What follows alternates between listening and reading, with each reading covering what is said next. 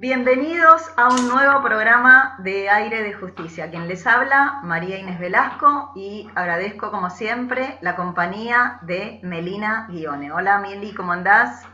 Bueno, buenas tardes, buenos días, buenas noches. Gracias a vos por permitirme acompañarte.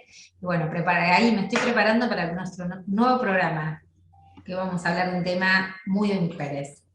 Sí, tenemos la suerte de tener de invitada a la doctora Ana Alonso, invitada por parte del doctor Cultraro, presidente de la Comisión de Derecho Comercial de nuestra casa. Gracias, doctor Alonso, por estar presente en este programa de Aire de Justicia. Todo lo contrario, les agradezco a ustedes por la invitación, por supuesto también por la sugerencia de Gustavo, un gran amigo y un gran profesional y académico, y realmente muy entusiasmada con abrir estos espacios donde particularmente se traten temas como el que vamos a conversar hoy. La vamos a presentar a la doctora, tiene un currículum maravilloso, muy extenso, ella es muy humilde y solamente nos permitió algunas pequeñas líneas y bueno, vamos a respetar su voluntad. Vamos a decir que la doctora es recibida en la Universidad de Buenos Aires con diploma de honor, docente y vocal del Departamento Económico Empresarial de la misma casa. Ejerció muchos años la profesión de manera independiente y actualmente es funcionaria del Poder Judicial de Lomas de Zamora, persona humana, sensible al género. Realmente es un placer, lo hemos disfrutado con Melina cuando hemos conversado con ella para preparar el programa y nos propuso el tema relacionado con la mujer y el mundo empresarial. Tema que realmente no habíamos desarrollado en Aire de Justicia y realmente es muy, pero muy interesante. Nos gustaría entonces escuchar la palabra de la doctora respecto a cuál es el objetivo buscado en la participación de las mujeres en el mundo empresarial. Bien, el objetivo que buscamos las mujeres en este tipo de participación es lograr una igualdad efectiva entre los géneros, extendiendo de este modo la democracia paritaria al terreno de personas jurídicas, que son los principales agentes del orden económico. Cuando hablo de igualdad efectiva, me refiero a aquella que trasciende el principio de igualdad que regula nuestro artículo 16 de la Constitución Nacional, según el cual todos los habitantes son iguales ante la ley y admisibles en los empleos sin otra condición que la idoneidad. Lo trasciende en tanto principio de igualdad individual, en donde este tipo de igualdad se da a expensas de quienes no tienen esa libertad o siendo indiferentes o despreocupándonos respecto de quienes no pueden acceder a ella. Por eso es que es necesaria una relectura del principio de igualdad desde un punto de vista estructural y no una visión individualista de este concepto.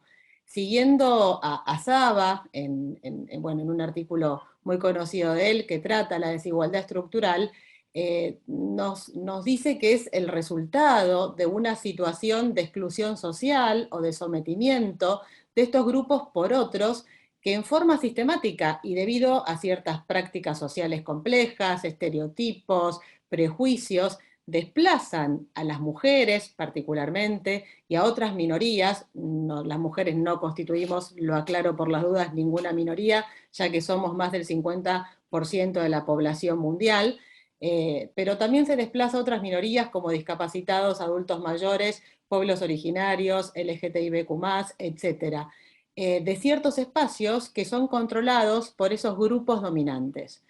Y como vamos a ver a lo largo del programa de hoy, espero, el mundo empresario es un ámbito dominado por hombres. Por otra parte, tampoco es posible negar hoy o hacer la vista gorda respecto de la igualdad estructural que no busca incluir y que busca incluir, perdón, y no excluir.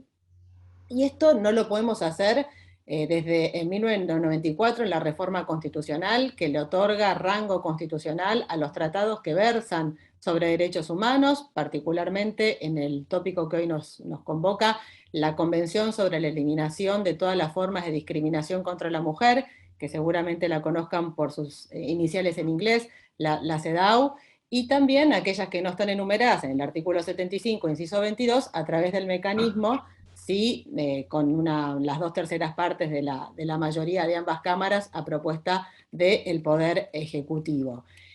Conformando junto con la Constitución Nacional y los tratados que versan sobre derechos humanos, particularmente en este caso que se relacionan con género, el bloque constitucional federal.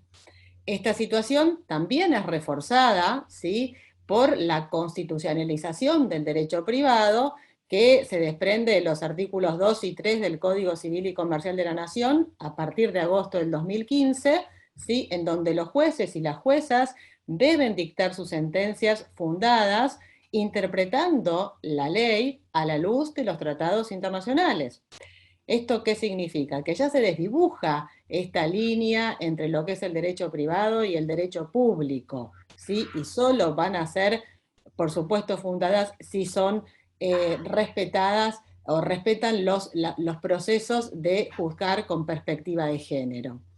¿Esto qué quiero decir? Que el principio de igualdad fue interpelado entonces y ampliado por estos tratados internacionales.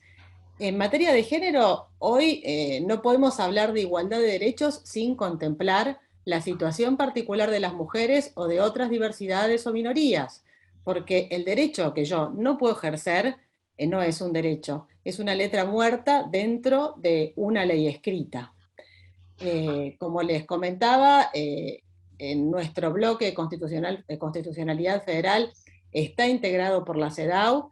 El objetivo de la CEDAW es asegurar el goce de todos los derechos humanos y eliminar todas las formas de discriminación contra la mujer por motivos de sexo y género, y también con jerarquía supralegal aún no constitucional. Está en proceso la constitucionalización de la Convención Interamericana para prevenir, sancionar y erradicar la violencia contra la mujer, que es la que se conoce como Convención Belém do Pará, en donde los estados se obligan a asegurar a las mujeres el derecho a una vida libre de violencia. Y la situación de desigualdad o la situación de subordinación de las mujeres respecto de los hombres es una situación de violencia. Implica violencia simbólica, violencia psicológica, y es un campo adecuado, fértil, para futuras y peores o acrecentadas violencias. Entonces, todo esto que les acabo de comentar no es ajeno al derecho comercial y al mundo de las empresas, al derecho empresarial.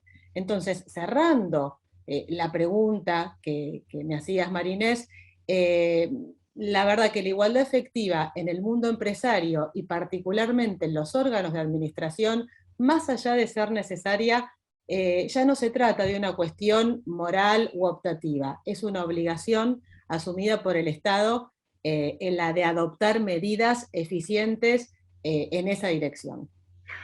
Muy interesante toda esta eh, introducción de alguna manera que haces al tema, muy jurídica, donde una vez más nos damos cuenta que el terreno está muy fértil desde el punto de vista normativo.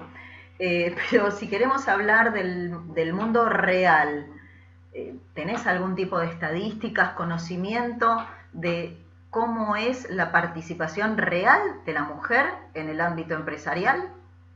Sí, para eso, bueno, recordemos, ¿no es cierto?, que las empresas representan el poder económico, y bueno, las cifras realmente son alarmantes, y como le comentaba recién a Melina, realmente deprimentes por ser un poco más humana.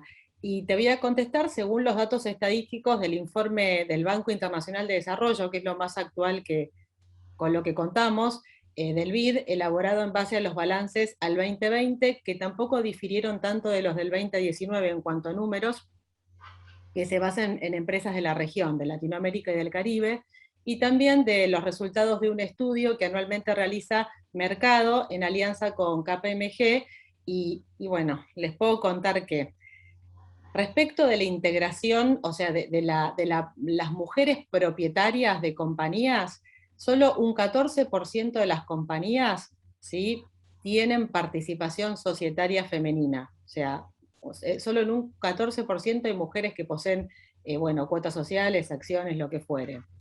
En cuanto a la integración de los directorios, que es donde se cuecen realmente las decisiones y se ejercen los verdaderos liderazgos, en la región tienen un 15% de participación femenina.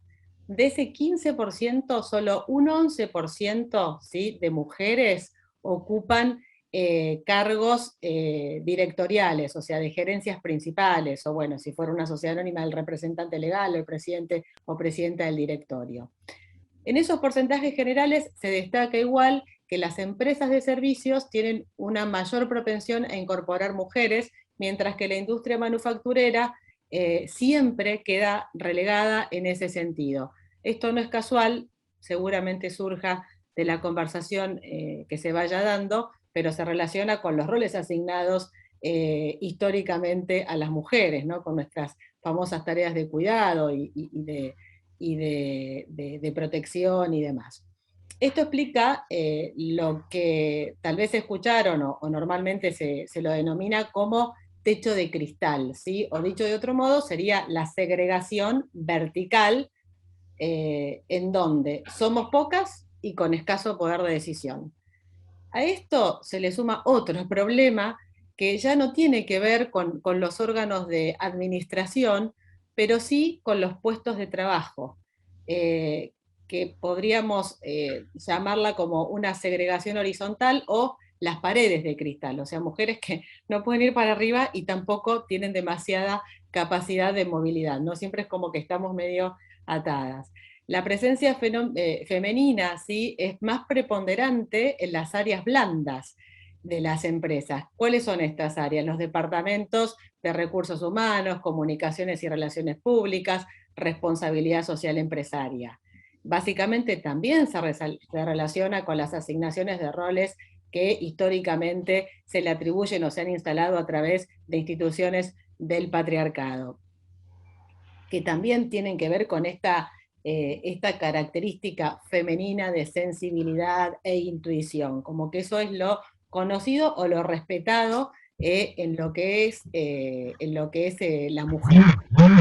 Mientras que las áreas duras, que también las van a encontrar como habilidades STEM, que se refieren a ciencia, tecnología, ingeniería y matemática, son copadas por hombres, que serían, por ejemplo, en una empresa los sectores de comercio exterior, operaciones, informática. En relación al uso de tecnología de las empresas que utilizan tecnología, que no son todas en la región, solo el 35% ¿sí?, se habilitaba este tipo de tecnología, la utilización por parte de mujeres. Esto era por estereotipos y por falta de acceso a formación en esas ciencias. Y en punto a la capacitación de las empresas que capacitan a su personal, que no son todas, lo hacen 4 de cada 10 dependientes. Y de esos 4 que son capacitados, solo una es mujer. Y ahora pasamos a otro tema más complejo también, o más doloroso, tal vez, que es la brecha salarial. O sea, mismo puesto, misma carga horaria. En la región es del 20%, ¿sí?, y en el mundo del 31%. La verdad que es un dato destacable que la proporción de mujeres en puestos elevados o en directorios es tan baja que la brecha tampoco, o sea, equiparar la brecha ni impactaría en los ejercicios económicos, lo cual es bastante triste también. Un informe ya en Argentina del 2020, fue sí, del Ministerio de Economía, suma a esta situación, ¿sí?, la desigual distribución del trabajo doméstico, según el cual 9 de cada 10 mujeres realizan trabajo doméstico no remunerado. Dedican 6,4 horas diarias en promedio, ¿sí?, a las tareas del hogar, 3 veces más que los varones, independientemente que trabajen afuera, ¿no es cierto? Esto no significa que quienes dedican o dedicamos 6,4 horas diarias en promedio solo nos dediquemos al hogar, claramente no. Y en total, Miren esto porque es impactante. Este trabajo equivale a 96 millones de horas diarias, y si se contabilizara en el PBI, su aporte sería del 15,9%, constituyendo el mayor aporte a la economía del país, lo cual en pandemia aumentó en un 21,8%. Fue el único trabajo que aumentó, el no remunerado que aumentó, el no remunerado de las tareas domésticas. Y otro punto más que tiene que ver con las mujeres emprendedoras, ¿sí? Solo el 17,3% de las mujeres logran ser emprendedoras en el total, digamos. El resto está a cargo de los hombres. Claramente esto tiene que ver con la falta de acceso al capital y financiamiento por ausencia de garantías materiales, falta de titularidad de activos. Imagínense que ni siquiera somos titulares de acciones o cuotas sociales, menos de propiedades, falta de reputación y también discriminación en estos mercados. Y por último, les doy un dato también bastante estresante, por decirlo de alguna manera, que es que el Foro Económico Mundial, en su reporte global de género, informó que con las cifras mencionadas estamos a 99,5 años para alcanzar la igualdad de género y a 257 años para lograr la igualdad económica. O sea, hay que imprimirle velocidad al tema, porque nadie vive 100 años, y si los viven, bueno, muy pocos pueden contarlo, ¿no? Sí, tremendo lo que nos estás comentando. Y bueno, ante esta realidad tan cruda, ¿cómo pensás vos que se puede revertir, ¿no? ¿Qué mecanismos resultan eficaces para poder revertirla? ¿Y cuál es el papel del Estado, la obligación del Estado también en lo que serían políticas públicas, implementar políticas públicas para llevar a cabo esta reversión, ¿no? Tenemos que trabajar por revertir. Y sí, primeramente, sí, para mí el rol del Estado en este punto es fundamental. De hecho, tiene habilitada, los tres poderes del Estado tienen habilitadas la posibilidad de dictar normas positivas, pero no me quiero adelantar. Lo primero que, por supuesto, y es esencial para revertir esta realidad, se precisa un cambio cultural. Este cambio cultural llevará mucho tiempo y no es cuestión de una herramienta normativa, sino de una cuestión global, una política de Estado conjunta, que la verdad que hay como un esbozo en el Plan Nacional de Igualdad en la Diversidad 2021-2023. Se van poniendo pautas que tienen que ver con el género, con la diversidad y en diferentes áreas, y se van dictando normas en consecuencia, completando los diversos cambios. Este tipo de políticas favorecen, por supuesto, la igualdad de género. Para encauzar el cambio es necesario, en primer lugar, que las mujeres ocupen más espacios en los directorios y dentro de ellos tengan más posiciones de poder, o sea, que tengan mayor liderazgo. ¿Por qué? Porque según los informes, que son datos estadísticos, datos fríos, pero no tan fríos en esta materia, que es muy sensible, porque también se basan en encuestas, bueno, tienen métodos muy sofisticados y muy humanos para el procesamiento de datos. En aquellas empresas que las mujeres integran los órganos de administración y dentro de ellos ocupan cargos directivos, incorporan más mujeres dentro del plantel, incrementan los salarios también, disminuyendo la brecha, y también generan más riqueza. Esta cuestión de que sean no solo más aceptadas mundialmente, o sea, que las empresas que son respetuosas del género y de la igualdad de género sean mejores vistas, porque también se relaciona con otro tipo de instrumentos a los que adhiere nuestro Estado, y con nuevas normas de sustentabilidad, ¿sí? Y proyecciones para el 2030, por ejemplo, de la ONU, que igual espero hablar de eso un poquito más adelante. Lo importante es que es la valoración, digamos, de los derechos humanos de las mujeres en esta circunstancia, no olvidar y no limitarlo a un tema utilitario, pero también en términos de producción, las empresas que respetan las políticas de género son más productivas. Los mecanismos, bueno, son las acciones positivas para mí y dentro de nuestro contexto e idiosincrasia. ¿Y qué buscan las normas o las acciones positivas, las leyes de cupo, como les dicen, o normas de cupo? Bueno, la igualdad formal. Acá sí se busca la igualdad formal, porque a través de la norma se intenta subvertir una situación de hecho. son normas que tienden a igualar en punto a la composición y a través de esto se logra un objetivo o van ganando espacios y al tener una composición diversa también es diversa la mirada y también van cambiando las mentalidades. Pero en principio tiene que haber por lo menos una igualdad de cuerpos o de almas, masculinos y femeninos. Jaramillo Sierra lo sintetiza muy bien, lo que dicen que buscan es la presencia, que tiene que ver con la importancia del conteo de cuerpos, ¿sí? La urgencia, que tiene que ver con la inmediatez, ¿sí? En revertir la situación, y la prevalencia, que es que prioriza el estudio de los géneros por sobre otras formas de ejercer el poder. Estas acciones positivas pueden ser de carácter imperativo o de carácter recomendatorio. Las primeras, las de carácter imperativo, se imponen inmediatamente y con sanciones, son obligatorias, y si no se cumplen, traen aparejadas sanciones o pérdidas de beneficios. Las recomendaciones carecen de sanciones y son más bien pautas o adhieren a pautas de conductas o sugieren pautas de conducta, en este caso que sean alineadas con las políticas de género. No quiero cansarlas con esto, pero tenemos bastantes normas en relación a lo que es el mundo empresario.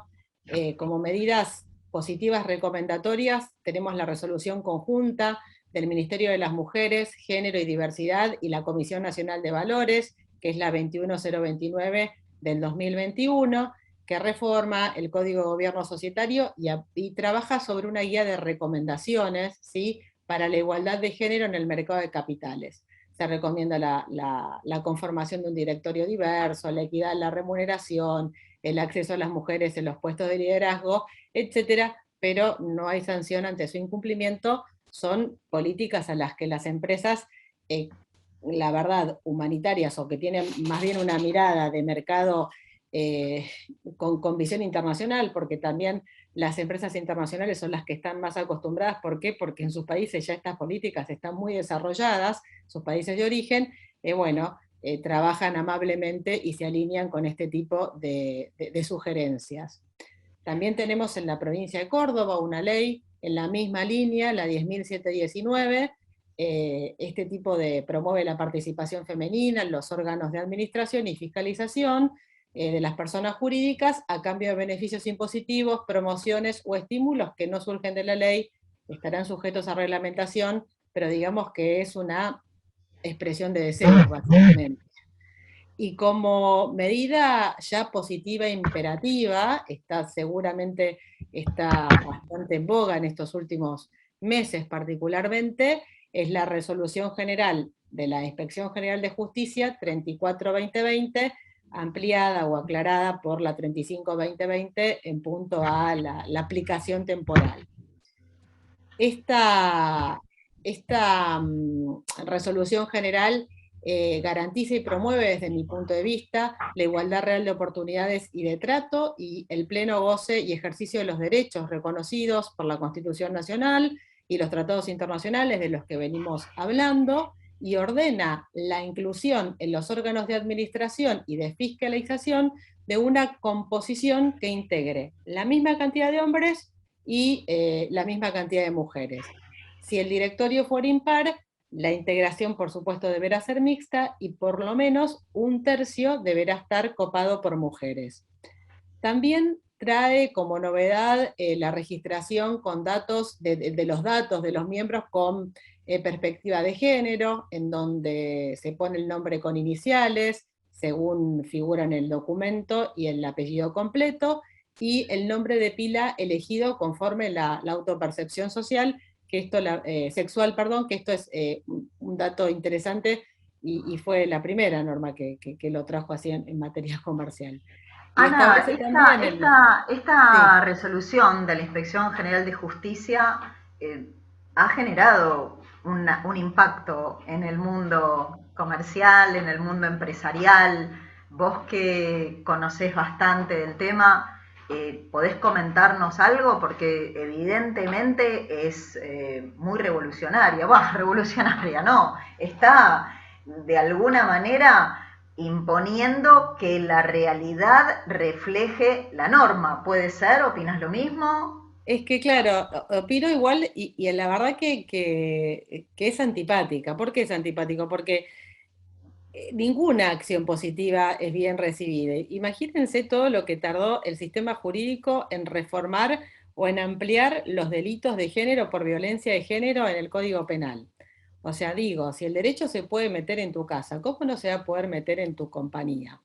O sea, es como un absurdo pretender lo contrario. Mientras no altere y sea razonable, por supuesto, la norma, pero ampliamente supera el test de razonabilidad. En realidad, primero que la resolución se cuestiona siempre la facultad reglamentaria de la IGJ, pero la verdad que el árbol no debe ocultar el bosque. O sea, independientemente de que uno pueda o no coincidir con las facultades que tiene la IGJ para normar o para no legislar, pero sí dictar esta norma, lo cierto es que hay una desigualdad estructural en la que los tratados internacionales proponen al Estado y obligan a los estados a que dicten normas de este estilo y a los tres poderes del Estado, con lo cual medio como que es complicado que el empresario o la empresaria acepte, ¿sí?, este tipo de intervenciones. Pero realmente los últimos fallos de la Cámara de Comercio que no han sido favorables a la resolución 34, una lo deja sin efecto, en el de Expreso Liniers particularmente, y otro de la Cámara Nacional de Comercio, y otro el fallo de la Asociación Apolo, del contencioso administrativo. Básicamente lo que encierran es digamos, un descontento o una inconformidad con las acciones positivas, porque siempre la acción positiva encierra algún tipo de discriminación inversa, pero es razonable porque los fines son superiores y porque no alteran los derechos adquiridos, ¿sí? Entonces, en este punto sería igual, porque en general lo que hacen es cuestionar la facultad reglamentaria de la IGJ, cuando en realidad, o sea, si el Poder Judicial estaría en desacuerdo con esto, y si juzgara con perspectiva de género, pues bien, puede decir IGJ, usted no tiene la facultad porque le excede, pero si juzgo con perspectiva de género y veo la desigualdad estructural y me sujeto al método para poder juzgar con perspectiva de género, puedo dictar, como pasó en el fallo Cisneros, una acción positiva para el caso particular, y lo hace la judicatura, y es válido. ¿Y por qué es válido? Porque así lo permite sí lo permite y lo habilita la CEDAW y Belém do Pará. Gracias por tu respuesta, porque justamente de alguna manera a veces cuando hay acciones positivas nos encontramos frente a un rechazo o frente a una actitud que de alguna manera es llamativa. ¿Vos te llamó la atención estos fallos o de alguna manera ya sabías que iba a haber resistencia? Y Porque vos la, estás trabajando en el tema y en la sí, especialidad. sí, la resolución 34 básicamente, o sea, fue la primera que se metió en estos asuntos. Y en derecho comercial, en derecho empresarial, estamos acostumbrados y acostumbradas a que la norma, ¿sí?, venga después de los hechos, ¿sí? Primero el empresario toma sus decisiones y la norma acompaña la realidad. Por eso que la costumbre es una fuente tan valorada para el derecho comercial o para el derecho empresarial. Y esto es todo lo contrario. Con lo cual, este cambio de mentalidad es muy difícil. A mí no me sorprendieron los fallos, no estoy de acuerdo, pero no me han sorprendido porque es lo lógico, porque rompe con una cuestión muy enraizada en nuestra cultura jurídica, particularmente el tema de entender a la libertad de contratación y a la libertad de asociarse como cuestionada por este tipo de acción positiva cuando realmente no lo es. Y decinos, ¿por qué es tan difícil para las mujeres ingresar en el ámbito económico? Y es complicado, es complejo porque en realidad nuestra, nuestra sociedad, o sea, las leyes no son neutrales, ¿sí? O sea, están construidas, o sea, a partir de una sociedad patriarcal. Y la sociedad patriarcal se instala en nuestro sistema a través de instituciones, como por ejemplo el lenguaje, las normas jurídicas y demás. Dentro de lo que es esta sociedad patriarcal se instala un orden de género. En este orden de género, ¿sí? Hay una distribución, ¿sí? De los roles de la mujer atribuidos a la mujer y al hombre, y hay una especie de división sexual del trabajo, en donde a las mujeres se le atribuye las tareas de cuidado, el mundo privado, y la esfera pública le corresponde a los hombres.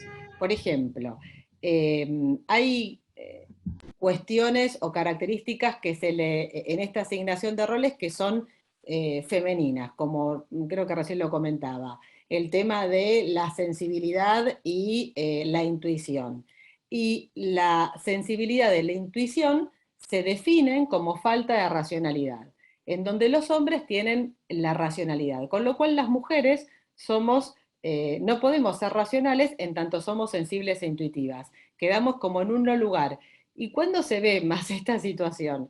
Esta situación se profundiza cuando los hombres, hay una falsa glorificación de esta cuestión femenina y dicen, bueno, las mujeres son sensibles e intuitivas, pero bueno, también se condena que seamos sensibles e intuitivas, pero cuando podemos ser racionales, como somos lo otro, quedamos como en una especie de limbo, en donde no entramos. Por eso es que está esta cuestión de las otredades, o ser lo otro, lo absolutamente otro de Simone de Beauvoir, ¿no? Que decía que mujer no se nace, se hace. Es por estas cuestiones. Fíjense ustedes cómo está definida, yo siempre digo este ejemplo porque me llama la atención, la yegua en el diccionario de la Real Academia Española está definida como la hembra del caballo. O sea, desde el lenguaje incluso tenemos una subordinación ¡Qué total. horror! Si yo les digo a ustedes todos, bueno, tendríamos que sentirnos incluidas las mujeres y los hombres y los integrantes del LGTBQ+. ¿Por qué?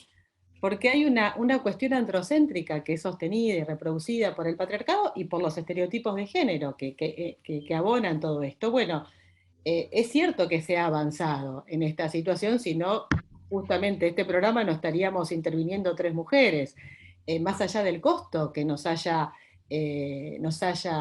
digamos, tocado en suerte, ¿no? Porque una nace con un grado menor de privilegios o en ausencia de él. Lo cierto es que lo cierto es que estamos hablando y trabajando por aquellas voces que ni siquiera esforzándose han podido llegar. Eso es muy importante de visualizar. Y en materia económica, el mundo económico es impenetrable, las cifras lo dicen. Entonces, bueno, por eso digo, es una urgencia la que tenemos en cuanto a las acciones positivas y el Estado imperativamente actuando, a través del poder que sea. Y aparte, volviendo a la 34, perdón, pero que me interesa nombrarla porque es un buen ejemplo, también hay una ventana de salida.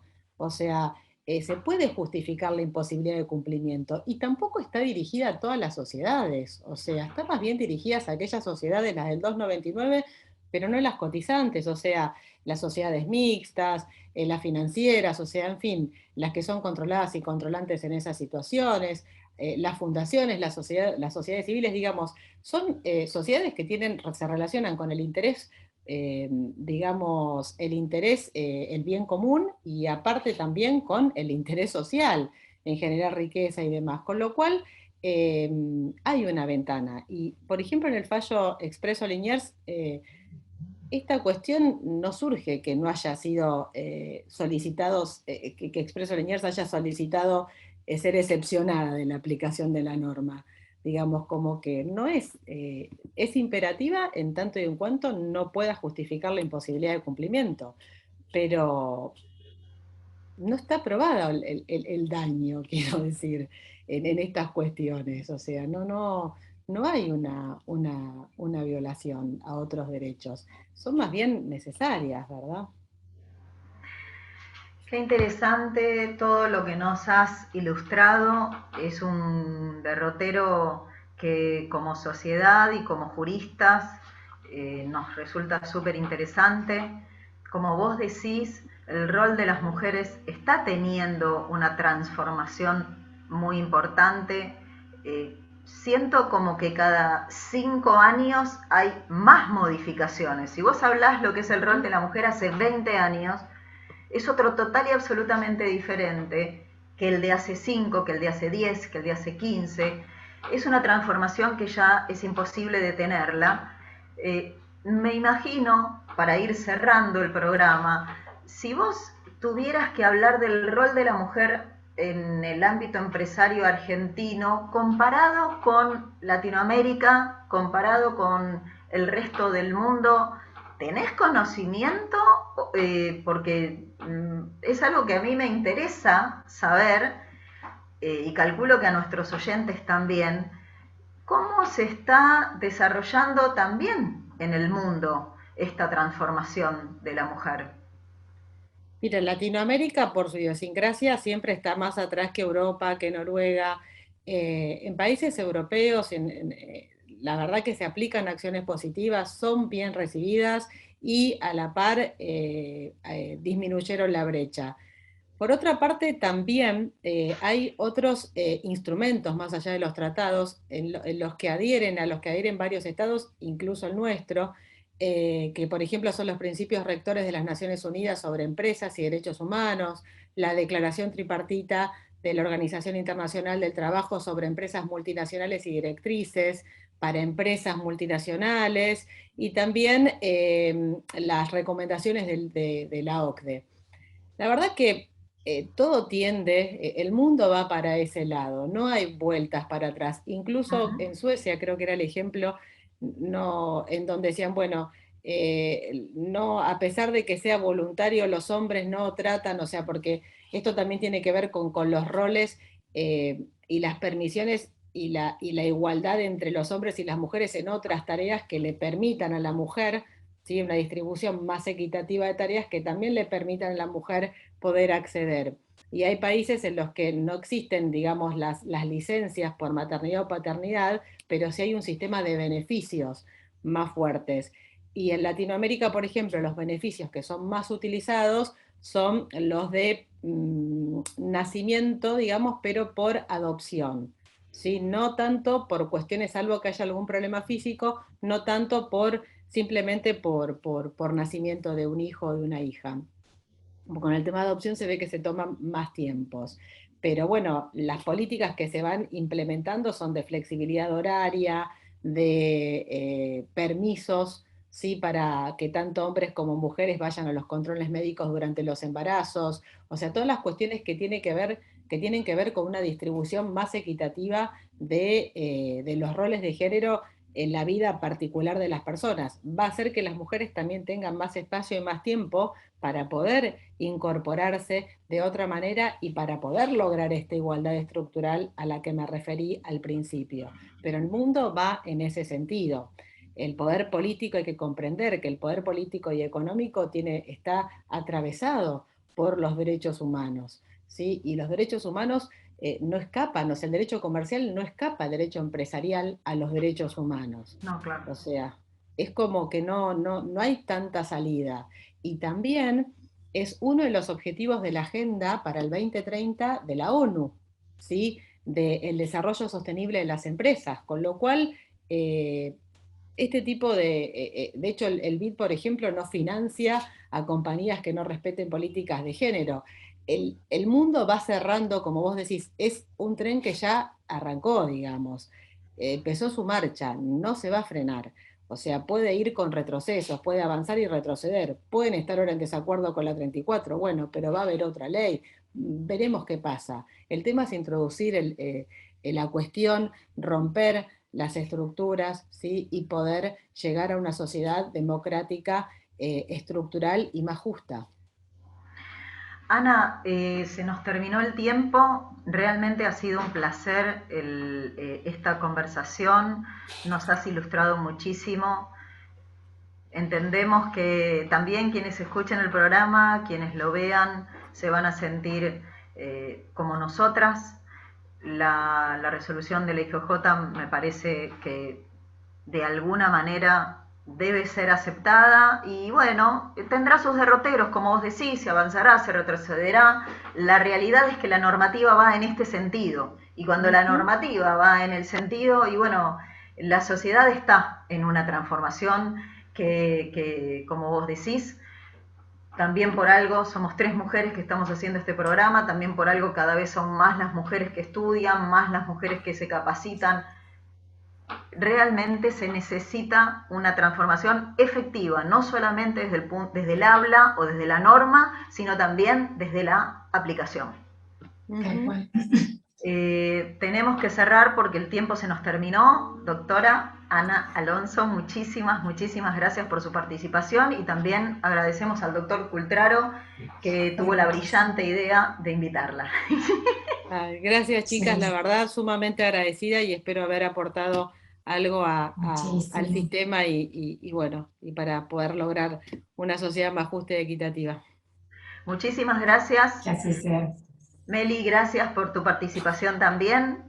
Y a todos quienes nos ven, quienes nos oyen, les agradecemos y les decimos hasta pronto, hasta siempre.